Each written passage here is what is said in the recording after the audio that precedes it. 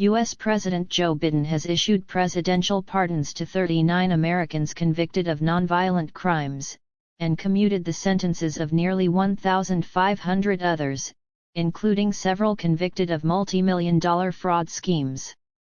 The White House described it as the most acts of presidential clemency issued in a single day. It comes after Biden made the decision to pardon his own criminally convicted son, Hunter Biden.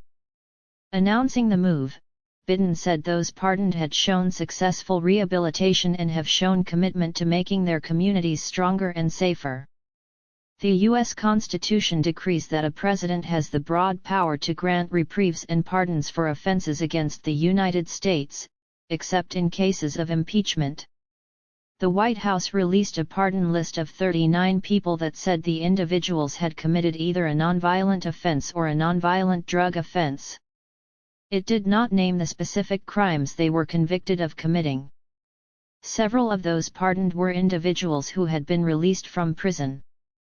Many were veterans or they had become community leaders or advocates. The White House described one pardon recipient as a 49-year-old Virginia resident who was convicted of a drug offense at age 21. After serving his sentence, he went on to earn a university degree, have a successful career in the U.S. Army and Air Force and volunteer for charitable organizations that support veterans. He is known as exceptionally hard-working, dedicated, and trustworthy by those who know him, the White House said in a statement that gave short biographies on all those who had received pardons.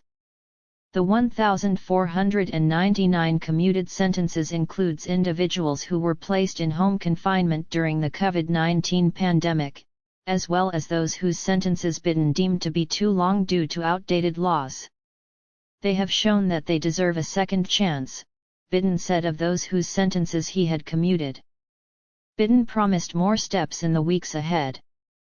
Among those who had their sentences commuted was 76-year-old Timothy McGinn, a former stockbroker convicted in 2013 of defrauding hundreds of clients for millions of dollars, wiping out savings for many of his victims.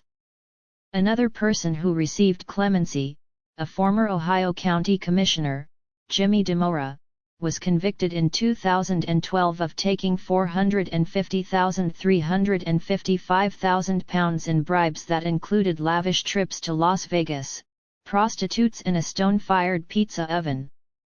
Also on the list were Paul Dagordash, convicted of overseeing fraudulent tax shelters in 2014, and Elaine Lovett, convicted of defrauding federal health insurance program Medicare as part of a 26M scheme in 2017. The president will leave the White House on January 20, 2025, when his successor Donald Trump is inaugurated. Biden previously had a record of pardoning fewer people than most presidents in modern U.S. history. He had issued a few categorical pardons in the past, however. These are pardons given to a sweeping number of people who fall under a category outlined by the president. In October 2022, Biden issued a full pardon for those who had been convicted of simple possession of marijuana, and later expanded that to include other marijuana-related offenses. Earlier this year, Biden issued another full pardon to military personnel and veterans who were convicted of an offense based on their sexual orientation. Biden's decision earlier this month to pardon his son, Hunter, continued a trend of presidents on both sides of the U.S. political divide, including Trump, granting clemency to people close to them. The younger Biden was facing sentencing for 2 criminal cases for tax fraud and gun crimes. The move has proven controversial, since the outgoing president previously ruled out doing it. But he claimed the cases against his son were politically motivated. Biden has also weighed issuing preemptive pardons for prominent critics of his successor Trump in a bid to shield them from retribution after the president-elect takes office, but has reportedly been concerned about the precedent it would set. In a separate development on Thursday, an ex-FBI informant pleaded guilty to lying to the FBI, which had led to investigations into the Biden family. Alexander Smirnov acknowledged that he concocted fabrications about Biden and his son accepting bribes from Ukrainian energy firm Burisma, The claim was seized upon by Republicans in Congress as proof of corruption. Trump granted 237 acts of clemency during his first term in the White House, according to the Pew Research Center. These included 143 pardons and 94 commuted sentences. Many were in a flurry before he left office.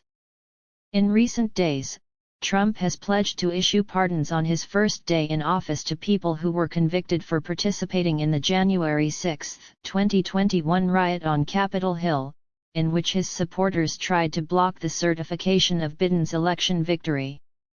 He said this week that the pardons would be for people who were nonviolent. A vast majority should not be in jail, and they've suffered gravely, he said in an interview with Time magazine on Thursday.